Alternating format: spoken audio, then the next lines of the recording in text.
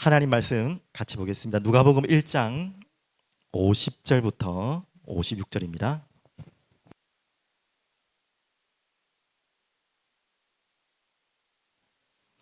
누가복음 1장 50절부터 56절까지 다 찾으셨죠? 다 함께 읽겠습니다. 긍휼하심이 두려워하는 자에게 대대로 이르는도다. 그의 팔로 힘을 보이사 마음의 생각이 교만한 자들을 흩으셨고 권세 있는 자를 그 위에서 내리쳤으며 비천한 자를 높이셨고 줄이는 자를 좋은 것으로 배불리셨으며 부자는 빈손으로 보내셨도다. 그 종 이스라엘을 도우사 긍휼히 여기시고 기억하시되 우리 조상에게 말씀하신 것과 같이 아브라함과 그 자손에게 영원히 하시로다 하니라.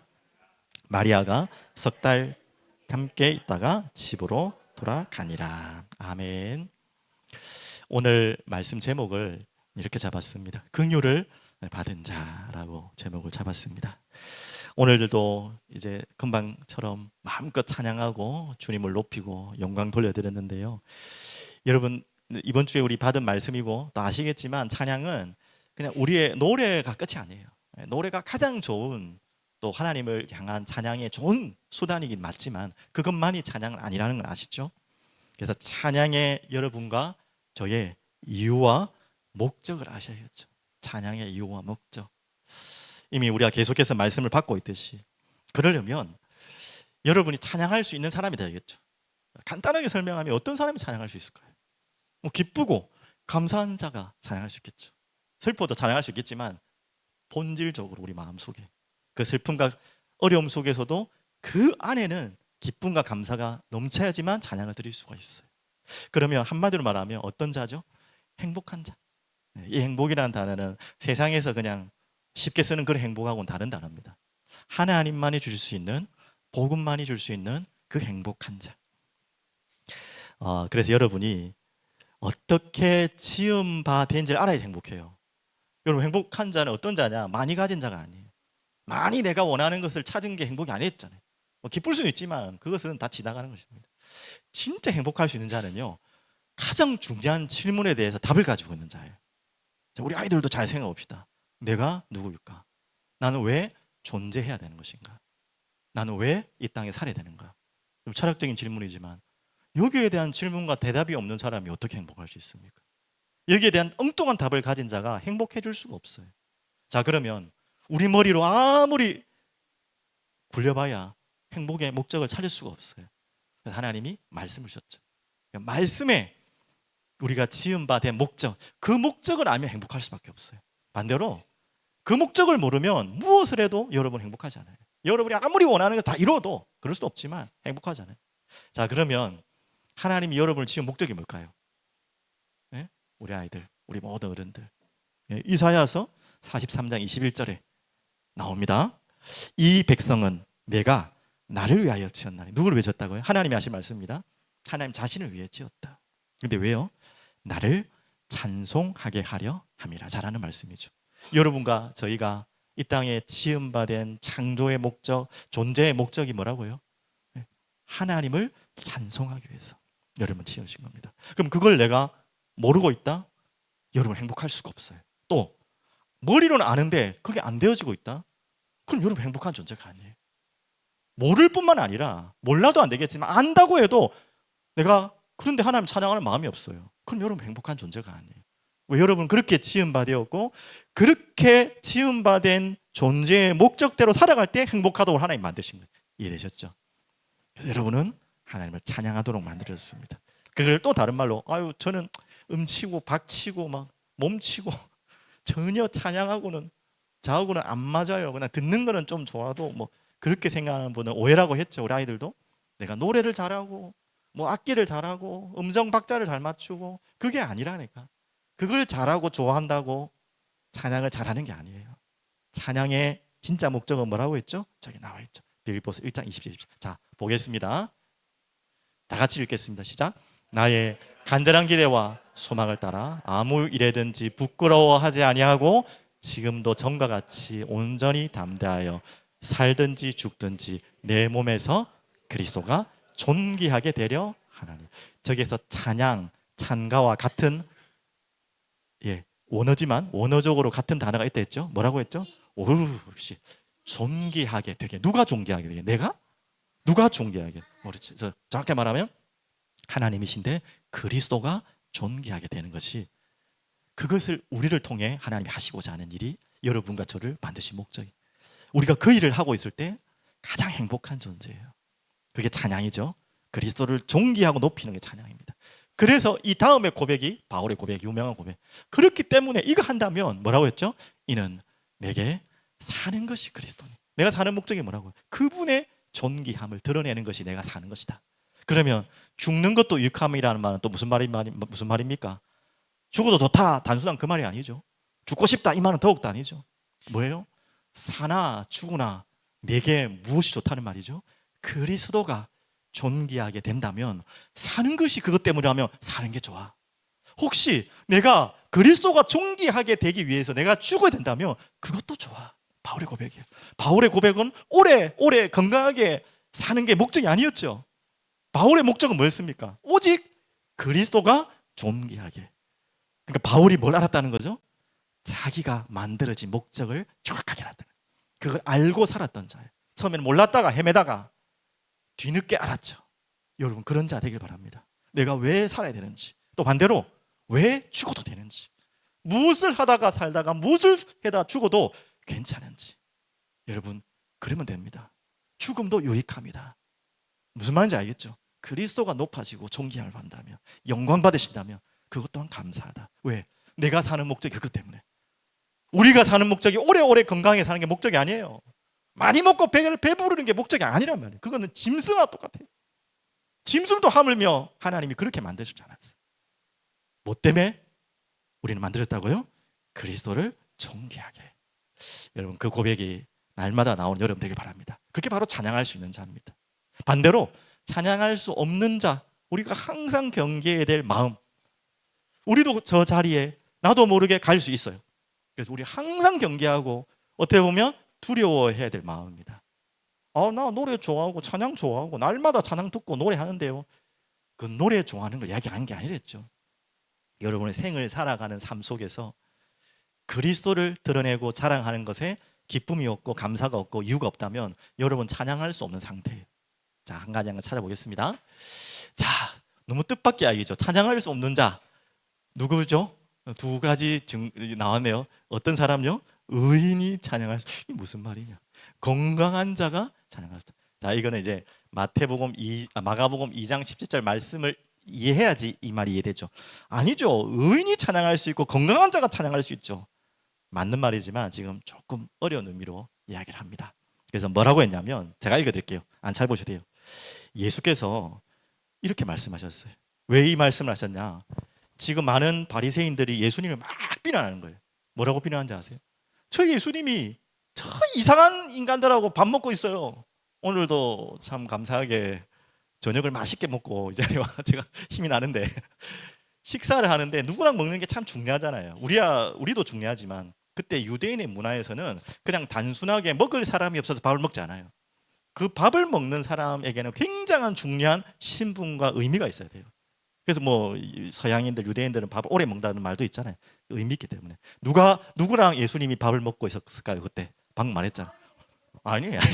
그럼 맨날 먹는 사람이고 그분들하고 맨날 먹는 사람 맞아. 베드로 맞는데 지금 다른 이야기 하는 거예요. 죄인, 세리, 타락한 사람, 세상에서는 상종하지 않는 사람들은 밥을 먹는 거예요. 그러니까 바리새인들이 뭐라고 예수님을 질책하고 비난했냐 아세요?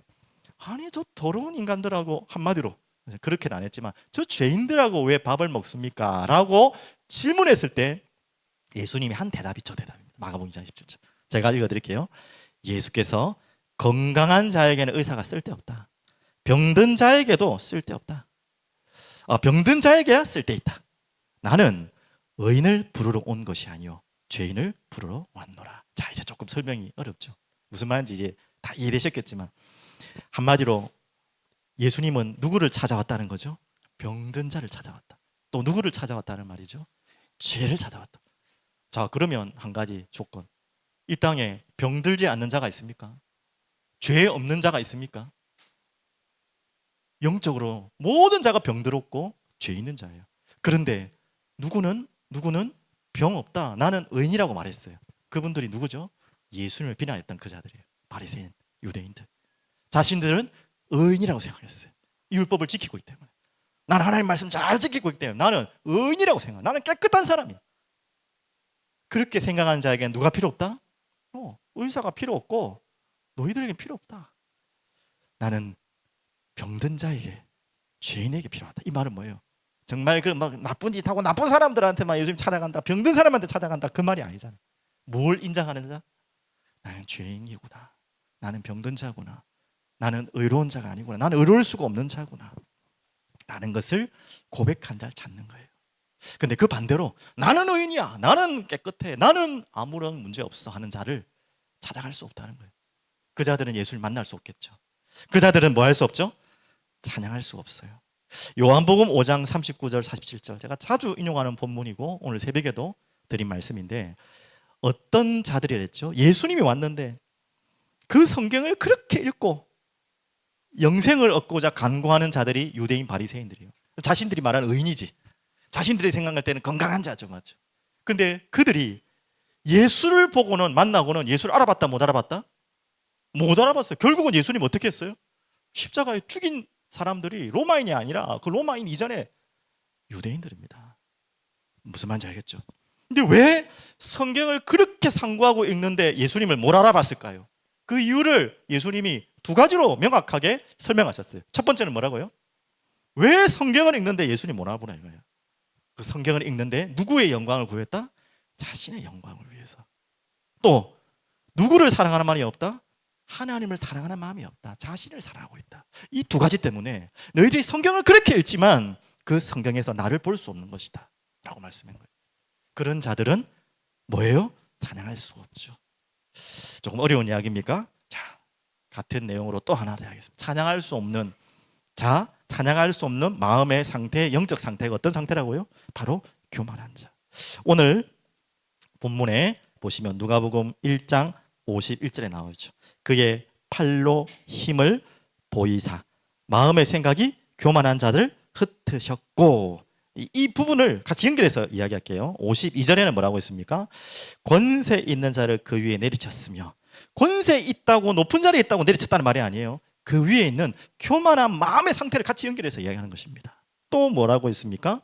53절, 줄이는 자를 종으로 배부르시며 부자는 빈손으로 보내셨다. 이것도 부자, 아니 부자를 다 싫어한다는 말이 아니에요. 부자가 나쁘다는 말이 아닙니다. 부자가 복음 안에서 많이 나야죠. 그 부자가 아니라 이 교만한 부자를 말하는 거예요. 아까 말했던 연결되는, 나는 의인이고 나는 건강해, 나는 하나님 같은 거 필요 없어, 돈이면 돼, 내 힘이면 돼, 이런 자에게는 누가 필요 없다?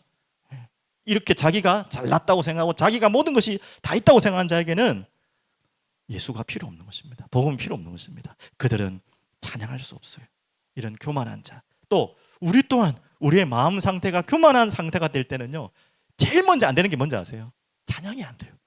우리 마음이 막 붕 떠 있고 교만한 마음으로 차 있으면 하나님을 찬양할 수가 없어요. 왜? 여러분, 찬양이라는 것은 하나님을 높인다는 의미도 있지만 반대로 뭐예요? 내가 가장 낮은 곳으로 가는 거예요. 그게 안 되면 하나님을 높일 수가 없어요. 내가 높아지는 게 기뻐지는 것이 세상 노래예요. 세상의 문화예요. 근데 복음의 문화는, 복음은 내가 낮아지면 낮아질수록 하나님이 높아지시는 거예요. 그럴 때 찬양이 되는 거예요. 그렇지 않고선 찬양이 될 수가 없어요. 찬양의 노래 흉내는 낼 수 있겠죠. 찬양의 음악은 할 수 있겠지만 찬양이 될 수가 없어요. 오늘 이 찬양할 수 없는 자의 마음의 상태에서 나오시길 바랍니다. 한마디로 말하면 은혜가 필요 없어요. 은혜가 필요 없는 자. 자, 그러면 오늘 중요한 답이죠. 에스겔서 28장 17절. 자, 이 마음을 누가 주는 또 마음이고 누가 가장 속이는 마음입니까? 자, 이 에스겔서 28장 17절은 한 왕의 이야기 같지만 사단을 빗대어 산 왕의 이야기입니다. 자, 같이 보겠습니다. 네가 아름다움으로 마음이 교만하였으며 네가 영화로움으로 내 지혜를 더럽혔으며 내가 너를 땅에 던져 왕들 앞에 두어 그들의 구경거리가 되게 하였도다. 지금 누구를 설명하는 것 같아? 잘 아는, 여러분 너무 잘 아는, 잘 안다고 하지만 잘 모르는 사탄의 존재를 이야기하는 것입니다. 그가 어떻게 하나님을 찬양했던, 하나님 영광 돌렸던 자가 찬양을 할 수 없었어요. 왜 찬양할 수 없었죠? 그가 뭐해져서? 교만해졌어. 더럽힌 것도 같은 말. 교만했어. 교만하는 순간부터는 찬양이 할 수가 없어요. 그런 상태가 됐죠. 결국은 쫓김을 받은 자가 사탄입니다. 어떻게 하든지 하나님의 백성들의 마음을 이 상태로 끌고 가서 찬양을 빼앗게 하는, 찬양할 수 없는 상태로 끌고 가는 거예요. 그리고 이제 중요한 답. 찬양할 수밖에 없는 자. 찬양할 수 있는 자라는 의미도 같은 의미지만 정확하게 표현하면 저게 맞는 것 같아요. 내가 찬양해야 되는 자가 아니고 찬양할 수 있는 자가 아니라 찬양할 수밖에 없는 자 아닙니까, 여러분은? 그게 발견된 자죠. 우리는 찬양 안 할 수가 없는 존재. 그러려면 뭐를 발견해야 되죠? 반대죠. 이게 발견된 자입니다. 우리는 무엇이 필요한 자다? 긍휼함이 필요한 자다. 자, 오늘 읽은 성경 구절 좀 더 나오겠지만 긍휼함이 필요한 자라는 말은 지금까지 공통적인 이야기인데 내가 누구이다? 나에게 뭐가 필요하다? 긍휼이 필요하다는 말이잖아요. 긍휼은 쉬운 말로 뭐예요? 우리 아이들 알아요? 긍휼하고 비슷한 두 단어. 비슷한 단어. 은혜도 맞는데 지금 내가 설명한 조금 달라. 은혜는 맞아. 긍휼함을 인해서 은혜가 필요한데 용서와 비슷한 이야기죠, 맞죠? 그러면 내게 뭐가 있다는 거죠, 지금? 용서 받아야 될 뭐가 있다는 거예요? 죄가. 긍휼하심을 받아야 될 뭐가 있다는 거 내게? 죄가 있다는 거. 그 죄로 오는 사망의 상태.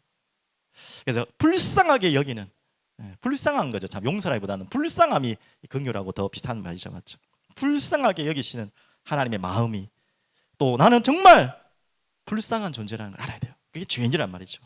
자, 두 구절을 한번 보겠습니다. 로마서 5장 20절 21절. 여러분이 먼저 발견해야 될 것 이겁니다. 같이 읽어보겠습니다. 율법이 들어온 것은 범죄를 더하게 하려 함이라. 그러나 죄가 더한 곳에 은혜가 더욱 넘쳤나니. 자주 설명하는 구절이라서 말씀 계속 듣고 계신 분들 이해할 텐데 처음 듣는 분들은 이것만큼 어려운 메시지가 없습니다. 율법이 들어온 것은 죄를 더하게 한다? 그럼 율법은 죄를 더 짓게 한다는 말입니까? 그렇게 해석할 수 있잖아요. 그 말이 아니에요. 율법이 들어옴으로 인해서 내가 죄인지도 몰랐던 그것이 이게 죄였구나라고 알게 되는 거예요.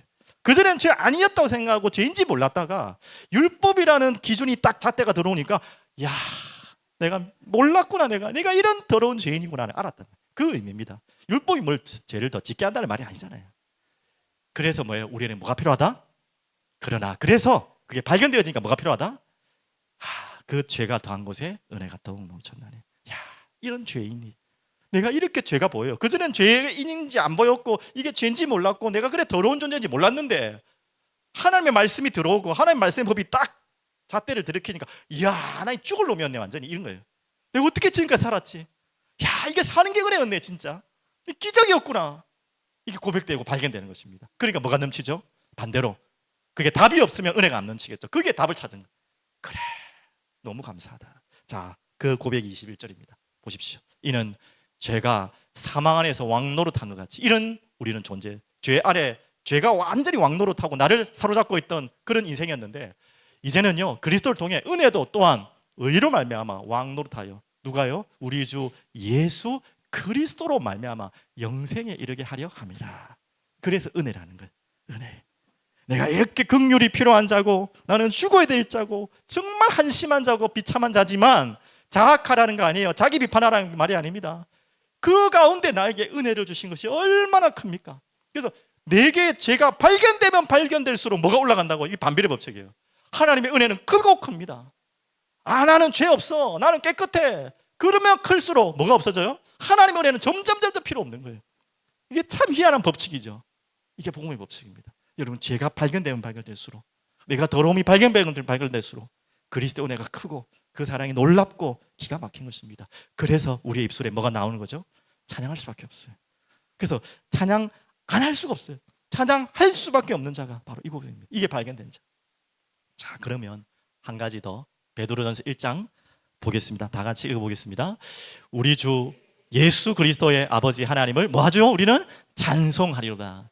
그의 많으신 긍휼대로 그분이 불쌍히 여기시고 용서하지 않으시면 예수 그리스도를 죽은 자 가운데서 부활하게 하심으로 말미암아 우리를 거듭나게 새롭게 태어난다는 말이죠. 하사 산 소망이 있게 하시며 4절 썩지 않고 더럽지 않고 쇠하지 아니하는 유업을 있게 하시나니. 곧 너희를 위하여 하늘에 간직하신 것이라. 그래서 우리는 찬양할 수밖에 없는 자입니다. 찬양을 멈출 수가 없는 자예요. 어떤 일이 있어도 찬양을 빼앗길 수 없는 자, 그런 신분임을 기억하십시오. 그래서 또 한 가지 같은 이야기죠. 긍휼이 필요한 자, 우리는 비천한 자, 뭐 비참하나 비천하나 같은 말이죠. 48절, 오늘 누가복음 1장 48절 보십시오. 그 여종의 비천함을 돌보셨음이라. 보라, 이제후로는 만세의 나를 보겠다 일컬어라. 두 가지가 같이 가죠. 이 비천한 나에게 예수님이 찾아오셨어요. 자기 뱃속에 찾아오셨지만 이 땅에 오신 거예요. 그래서 뭐라고요? 나는 복이 있구나. 이 비천한 나에게 그 주님이 찾아오신 것이 복이에요. 그게 행복이에요. 다른 게 복이 아니고 다른 게 행복이 아니에요. 다른 건 복이 될 수가 없어요. 자신의 비참함과 비천함이 정말 보이면, 그것이 어떤 것으로도 해결할 수 없다는 것이 보이면 뭐만이 우리에게 복이죠? 예수 그리스도만이 복이에요. 그분이 찾아오신 것이 복이에요. 그래서 찬양할 수밖에 없는 거죠. 52절에도 마찬가지입니다. 비천한 자를 높이셨다. 또 나왔죠? 뭐라고 나오면 50절 보십시오. 같은 말입니다. 긍휼하심이 두려워하는 자에게 대대로 이르는도다. 이 두려움이 뭡니까? 죄에 대한 두려움, 또 하나님을 향한 경외, 이런 마음이죠. 우리의 힘으로는 절대 살 수 없는 이런 마음들이 있는 자에게 하나님이 은혜를 주시고 또 힘을 주신 것입니다. 그리고 53절, 줄이는 자를 좋은 것으로 배불리셨으며, 가난한 자 배 채운다는 의미를 뛰어넘어서 정말 의에 줄이고 목마른 자에게 하나님이 은혜를 주시겠다. 우리는 그런 자라는 거 평생 기억하시기 바랍니다. 그러면서 이 바울의 고백이죠. 오호라, 나는 공고한 사람이로다 라고 자신이 정말 나약함을, 그 전도자, 그 우리가 존경하는 바울이 이렇게 고백했잖아요. 그러면서 했던 고백입니다. 25절 같이 보겠습니다. 우리 주 예수 그리스도를 말미암아 하나님께 감사하리로다. 이게 또 반대말을 해요. 내가 그렇게 연약하고 나는 마음은 아닌데 육신은 계속 죄의 법을 쫓아갑니다. 나 같은 이런 참 공고한 자입니다. 참 가망 없는 소망 없는 자입니다 하는데 왜 이렇게 갑자기 엉뚱한 소리를 해요? 그리스도로 말미암아 하나님께 감사하리로다. 그런즉 내 자신이 마음으로는 하나님의 법을, 육신으로는 죄의 법을. 얼마나 우리가 딱 이런 모습입니까? 이중적인 모습, 날마다 이렇게 넘어지는 모습. 그런데 왜 감사해야 됐죠? 그 뒤에 답이 있죠. 로마서 8장 1절이죠. 그리스도 예수 안에 있는 자에게는 결코 정죄함이 없나니 그리스도 예수 안에 있는 생명의 성령의 법이 죄와 사망의 법에서 우리를 해방했다. 그래서 뭐 한다? 우리는 감사하리로다. 이걸 진짜 아는 자는요, 내가 정말 공고한 자고 가망 없는 자라는 걸 아는 자는요, 거기에서부터 빠져나온 답을 가진 그리스도의 답이 내게 있다는 것이 얼마나 감사한지. 그래서 찬양할 수밖에 없었고, 바울은 일평생 그 입술에 찬양과 감사와 기쁨이 떠나지 않았어요. 모든 서신서마다 다 있었어요. 자, 마지막 결론으로 금요 기도회 때마다 꼭 기도하고 오십시오. 하나님, 나에게 지금 회복되어야 될 부분이 회복되는 밤이 되게 해주시옵소서. 단순하게 뭐 건강, 경제, 우리 그런 수준 아니죠. 그것도 당연히 따라오겠지만요, 그것을 넘어서 본질적으로 우리가 회복해야 될 답입니다. 오늘 새벽에 주셨던 제목인데 같이 좀 나누고 싶습니다. 어떤 자죠? 항상 보고 싶은 자. 여러분, 육신적으로도 여러분 인간관계를 많이 하시잖아요. 아이들도 있죠. 친구들도 많이 있잖아. 친구들 생각하면서 또 여러분 주변에 많은 만남 중에서 항상 보고 싶은 사람 있습니까? 가족 당연한 거고. 또 혹시나 어떤 분이 항상 보고 싶습니까, 여러분은? 여러 가지 이유가 있겠죠. 누가 뭐라 했는 것 같은데. 뭐라고 했어요? 재미난 이야기. 그래요. 이거 좀 감사하네요. 하여튼 뭐 구체적으로 말씀해야 되는데 어떤 유형을 말한 건데, 하여튼 뭐 그런 유형이겠죠. 어떤 분이 간절히 항상 보고 싶고 좋으냐 하면, 또 항상 보고 싶다는 말, 간절히 보고 싶다는 말도 되겠죠. 답입니다. 한 마음, 한 마음인 자. 한 마음의 뜻을 조금 제가 다양하게 해석을 해볼게요. 한 마음이란 하나의 마음이란 말도 되겠지만 또 한 방향으로 향한 마음도 되겠죠. 그래서 어떤 사람을 계속 보고 싶고 또 보고 있어도 또 보고 싶고 헤어지면 또 보고 싶으냐 하면, 이런 분 있잖아요. 육신적으로도 마찬가지입니다. 영적으로도 마찬가지지만 자꾸 만남을 가지는데 이유와 조건이 있는 사람 있잖아요. 사업하고 뭐 일을 하시는 분들은 대부분 그렇겠지만 이유와 조건 때문에 만나는 사람 항상 보고 싶습니까? 한두 번 보고 말지. 또 내게 조금 뭔가 이유가 있을 때 보고 연락하고 하는 거고, 또 그게 이유가 끝나면 또 헤어지는 거죠. 근데 이유와 조건 없이 만나는 사람이 있잖아요. 이유와 조건 없이, 한마디로 사랑할 수 있는 사람. 이유와 조건 없는 사랑. 그런 사람을 항상 보고 싶고 또 간절히 보고 싶습니다. 데살로니가 전서 3장 6절에 바울 팀, 우리라고 말했던 바울 팀과 너희라고 말했던 데살로니가 교회가 그런 관계였어요. 조건이 있어서 서로서로의 뭔가 유익을 위해서가 아니라 서로서로 고난을 받고, 아니 그 바울 팀 만났기 때문에 이 데살로니가 교회는 사람들은 고난 당했어요. 맞죠? 데살로니가 교회도 마찬가지. 서로서로가 고난을 주는 사이라니까. 서로서로 어려움을 주는 사이인데 왜 그렇게 서로 보고 싶어 했을까? 보기도 싫지. 그게 이유와 조건 내 만남이었다면 보기 싫지. 저 사람 만나고 나온부터 지금 내가 완전히 지금 생이 다 무너졌어. 맨날 얻어터지고 죽고 막. 근데 왜 그렇게 보고 싶었을까요? 바울도 마찬가지. 그리스도를 만나기 전까지는 잘 나갔던 사람이었다니까. 그리스도 만나고 난 다음부터 어떻게 했죠? 바울은 완전히 얻어터지는 사람 맨날. 그런데 바울은 항상 말했어요. 뭐라고? 저 그리스도 보고 싶습니다. 죽는 게 좋겠습니다. 왜? 그럼 그리스도 볼 수 있으니까. 그렇게까지 보고 싶은. 왜 그랬을까요? 아무 조건이 없이. 맞죠? 조건 없는 사랑. 여러분, 그런 분들을 만날 때 마음이 항상 간절히 보고 싶죠. 제가 요즘에 좀 관심 가지고, 연구라고 하긴 그렇고 좀 관심 가지는 게 이제 아우구스티누스, 역사책에 다 보셨겠지만 그 어거스틴 그러잖아요. 야, 난 이분이 이렇게 어마어마한 업적을 했는지를 몰랐어요, 솔직히. 뭐 대충 우리 역사 때 배우고 신학 때도 대충 그냥 교회사에만 배웠지 이분에 대해 잘 몰랐는데, 야우스티누스 어거스틴이 한마디로 그때는 개신교가 나오기 전이니까 그래서 어떻게 보면 개신교 쪽에서 어떤 분은, 잘 모르는 분은 아우구스티누스를 천주교 신학자라 생각하고 비판하는 분도 있지만, 그거는 그때 또한 천주교 개신교가 없었기 때문에 그렇게 이해하면 안 되고요. 모든 신학의 바탕을 만든 분이 아우구스티누스예요. 이제 그거 이야기는 다 못하겠고, 그분이 알잖아요. 완전 타락한 삶을 살았다가 어머니 모니카와 암브루스의 그 교부의 그 기도를 통해서 어떻게 했죠? 변화된 사람 아닙니까? 그때 이 어거스틴이, 아우구스티누스가 발견한 게 뭐냐면 이 하나님의 사랑. 그래서 아우구스티누스의 또 하나의 별칭이 뭐냐면 사랑의 신학자라고 합니다. 그래서 지금 다는 이야기 못 하겠고요. 이 아우구스틴이 발견한 사랑이 뭐였냐면 이제 조건 없는 하나님의 무한하신 사랑을 체험한 거예요. 그래서 조건 없는 사랑. 그래서 이 어거스틴이 유명한 말을 한번 여러분 앞에 인용해 볼게요. 여러분은 하나님을 사랑하십니까? 하나님을 사용하십니까? 이 단어를 직접 썼어요. 사랑하는 것과 사용하는 건 다르죠. 사랑하는 것은 뭐죠? 조건이 없는 것을 얘기합니다. 사용하는 것은 뭐죠? 내가 조건과 목적이 있기 때문에 그분을 내가 만나고 하는 거예요. 여러분, 하나님을 조건이 있어서 다른 이유로 사용하고 있지 않습니까? 여러분과 저희가 그럴 때가 너무나 많죠. 이 문제를 해결받아야 되기 때문에, 이 어려움을 해결받아야 되기 때문에, 내가 지금 어렵기 때문에, 힘들기 때문에. 맞죠? 한두 번은 그렇게 나갈 수 있겠죠. 그렇게 해서 관계가 시작되면 되겠죠. 근데 끝까지 그렇게 간다면, 끝까지 하나님을 사용하고 있다면, 하나님이 나의 목적의 수단이 된다면, 내가 뭔가 해결하기 위한 목적의 수단이 된다면 하나님이 얼마나 안타까우시겠습니까? 그렇게 신앙생활하는 분이 많다는 거예요. 사용하지 말고 사랑해. 그 고백을 이 어거스틴이 우리에게 가르친 중요한 고백입니다. 그래서 이렇게 조건 없는 사랑으로 또 어떤 사람이죠? 변치 않는 사람. 이 마음을 한결같이 갖고 있는 사람. 이게 한 마음이에요. 이랬다 저랬다 하는 게 아니고, 상황에 따라서 조건을 가졌다 안 가졌다 하는 게 아니라 어떤 상황에도 변치 않고 한결같이 계속해서. 그렇기 때문에 항상 보고 싶고 간절히 보고 싶은 마음. 오늘 여러분과 저에게 혹시 이 마음이 빼앗겼다면 사냥이 어느 날 빼앗겨질 겁니다. 여러분에게 무슨 조건과 하나님을 사용하기 위해서 오늘 이 자리에 와서 기도하고 예배하고 찬양하지 마시고, 정말 그냥 하나님 우리를 아무 조건 없이, 우리를 무슨 사용하려고 우리를 만드셨습니까? 아니잖아요.